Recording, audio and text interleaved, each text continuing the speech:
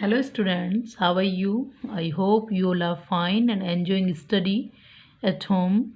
You all know that we have completed two parts of our chapter 9. Now today we are going to start third part. Okay? So let's start. Watch carefully. Difference between sandy soil and clay soil. आज हम discuss करेंगे Sandy soil और clay soil में difference. Okay, about sandy soil, clay soil and loamy soil we have discussed already in our previous videos. Okay, see, sandy soil first. It contains big rock particles. इसमें बड़े rock particles होते हैं. It contains fine rock particles. जबकि clay soil में छोटे छोटे rock particles होते हैं. It cannot hold much water. ये ज़्यादा पानी hold नहीं कर सकती है. It has very good water holding capacity. इसकी वाटर होल्डिंग कैपेसिटी बहुत अच्छी होती है. ठीक है, मीन्स ये पानी को कम होल्ड कर सकती है और ये बहुत अधिक मात्रा में पानी को होल्ड कर सकती है. Okay. It provide good aeration to plant roots. जो सैंडी सॉइल है वो प्लांट्स रूट्स को अच्छा एरेशन प्रोवाइड करवाती है, जबकि clay soil is not provide aeration to plant roots. जबकि क्ले सॉइल प्लांट्स रूट्स को अच्छा एरेशन प्रोवाइड नहीं करवाती है. It is loose, tight and non sticky. ये लूज होती है, लाइट होती है, सॉरी टाइट नहीं, लाइट एंड नॉन स्टिकी, चिपकने वाली नहीं होती है. सैंडी सॉइल जो होती है लूज होती है, मीन्स स्पेस होता है इसके पार्टिकल्स के बीच, लाइट होती है, हल्की होती है एंड नॉन स्टिकी, चिपकने वाली भी नहीं होती है. It is compact, heavy and sticky. ये कॉम्पैक्ट होती है, घनी, हैवी होती है एंड स्टिकी, चिपचिपी होती है. It is less fertile. ये कम फर्टाइल होती है. सैंडी सॉइल कम फर्टाइल होती है. It is more fertile. ये सैंडी सॉइल के कंपैरिजन में ज़्यादा फर्टाइल होती है. ज़्यादा फर्टाइल कौन सी होती है? Clay soil. और सैंडी सॉइल कम फर्टाइल होती है. Is it clear? समझ आ गया बेटा difference between Sandy soil and clay soil. Next topic is soil and crops. मिट्टी और फसलें. Different types of crops grow well in different types of soils. अलग अलग प्रकार की जो फसलें होती है उनको ग्रो करने के लिए अलग अलग टाइप्स की मिट्टी की आवश्यकता होती है. मीन्स अलग अलग प्रकार की मिट्टी में अलग अलग फसलें ग्रो करती है. देखना, clay and loamy soil, wheat और gram. Clay with organic matter, paddy means rice crop. ठीक है. लोमी सॉइल, लैंटिल मीन्स मसूर दाल एंड अदर पल्सेज. मीन्स सभी दालों के लिए कौन सी सॉइल बेस्ट होती है? Loamy soil. ठीक है. गेहूं और चने के लिए clay soil and loamy soil. Sandy loam soil, cotton crop. Cotton के लिए कौन सी सॉइल बेस्ट होती है? सैंडी और लोम. ठीक है. Next topic is properties of soil. Means क्या क्या विशेषताएं होती है सॉइल की. Soil contains air. सॉइल में एयर पाई जाती है. Soil contains water. एयर में क्या होता है? सॉरी, सॉइल में क्या होता है? Water. It can absorb water. Soil पानी को एब्जॉर्ब कर सकती है. It allows water to percolate और पास डाउन थ्रू इट. ये पानी को अपने अंदर से रिसने दे सकती है. मीन्स धीरे धीरे नीचे रिस जाता है ना, कहीं भी पानी भर जाता है तो. ठीक है. ये चार इसकी क्या है? Properties. Okay, let's discuss about first. Soil contain air. Air is present in the spaces between the soil particles. Soil particles के बीच में जो स्पेस होता है वहाँ पे एयर पाई जाती है. This air provides the oxygen required for respiration by the roots of plants and other organism. ठीक है. यह एयर प्रोवाइड करवाती है ऑक्सीजन जो रेस्पिरेशन के लिए चाहिए, प्लांट्स रूट्स को भी चाहिए, और जो मिट्टी में उनकी रूट्स के पास में जो अदर ऑर्गेनिज्म पाए जाते हैं सॉइल में, उनको जो ऑक्सीजन चाहिए होती है वो ये प्रोवाइड करवाती है. ठीक है. एयर पाई जाती है सॉइल में. ये देखने के लिए हम कुछ मात्रा में सॉइल लेंगे और एक जो भी होगा एक जार में क्या ले लेंगे हम? पानी ले लेंगे, या फिर सॉइल डाल लेंगे, पहले से मिट्टी डाल लेंगे और उसमें पानी डाल के उसको हिलाएंगे.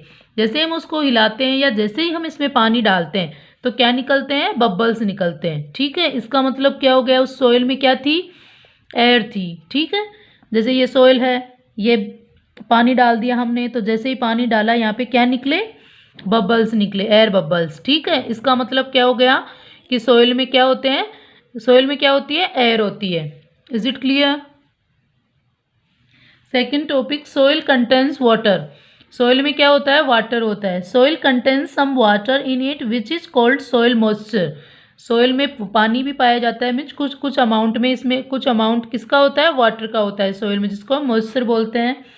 It is absorbed by the roots of the plants. जो किसके द्वारा एब्जॉर्ब कर लिया जाता है, प्लांट्स रूट्स द्वारा। ओके, ये देखने के लिए भी हम एक एक्टिविटी कर सकते हैं। ये हम कोई भी ग्लास जार ले सकते हैं, उसमें कुछ मिट्टी डाल के हम उसको गर्म कर सकते हैं बर्नर की सहायता से, और उसको यहाँ से ढक देंगे। ठीक है, फिर थोड़ी देर बाद हम क्या देखेंगे, जैसे इस सोइल को हम गर्म करेंगे, इस मिट्टी को गर्म करेंगे, ये जो ग्लास था या जिस भी चीज़ से ये ढका हुआ था, उस पर छोटे छोटे मतलब स्टीम के, मतलब टाइनी ड्रॉप्स जम जाएगी। ठीक है, यहाँ पे काफ़ी सारी छोटी छोटी पानी की बूंदें इकट्ठी हो जाएगी। तो इसका मतलब क्या हुआ, ये सोइल है, ये बीकर है, यहाँ पे हमने गर्म किया तो टाइनी वाटर ड्रॉप्स यहाँ पे। ठीक है, तो इसका मतलब क्या हुआ, मिट्टी में क्या होता है, पानी भी होता है। पानी होगा तभी तो भाप बनेगी ना, नहीं किसकी बनेगी। तो जैसे ही हम उसको गर्म करते हैं, जो उसमें पानी होता है वो वाष्प बन के मतलब स्टीम बन के यहाँ पे चला जाता है, और यहाँ पे ये ढक्कन लगा हुआ था तो वहाँ पे वो ठंडा होके वापस पानी में कन्वर्ट हो जाता है। Is it clear? Next, soil can absorb water. पानी जो मिट्टी है, सोइल है, वो पानी को एब्जॉर्ब कर सकती है। Soil can absorb a lot of water. मिट्टी बहुत अधिक मात्रा में पानी एब्जॉर्ब कर सकती है। It absorbs water because it is porous having tiny, means ये tiny pores in it. All types of soil do not absorb water to the same extent. सभी प्रकार की मिट्टी पानी एब्जॉर्ब कर सकती है, लेकिन सभी टाइप्स की जो मिट्टी होती है वो सेम अमाउंट में पानी एब्जॉर्ब नहीं करती है। Some soils absorb more water whereas other soils absorb less water.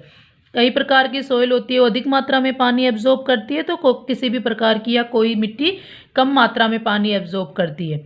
ये हमने अभी डिस्कस किया था कि जो सैंडी सोइल है वो कम अमाउंट में पानी एब्जॉर्ब करती है। ठीक है, और जो लोमी सोइल है वो अधिक मात्रा में पानी एब्जॉर्ब करती है। Next, soil allows water to percolate. Means जो सोइल होती है वो अलाउ करती है वाटर टू परकोलेट, मीन्स वो धीरे धीरे उसके अंदर से पास डाउन हो जाता है, मीन्स पासेस डाउन, नीचे नीचे स्लोली। ठीक है, the process in which water passes down slowly through the soil is called percolation of water, means रिश्ना।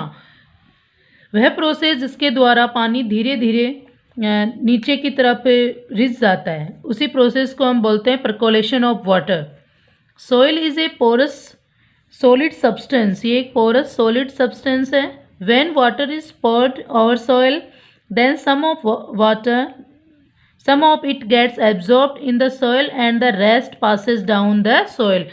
जब हम मिट्टी पे पानी गिराते हैं तो कुछ अमाउंट में तो वो एब्जॉर्ब कर लेती है, और बाकी का जो एक्स्ट्रा होता है वो पासेस डाउन हो जाता है। ठीक है, अंडरस्टूड एवरीबडी?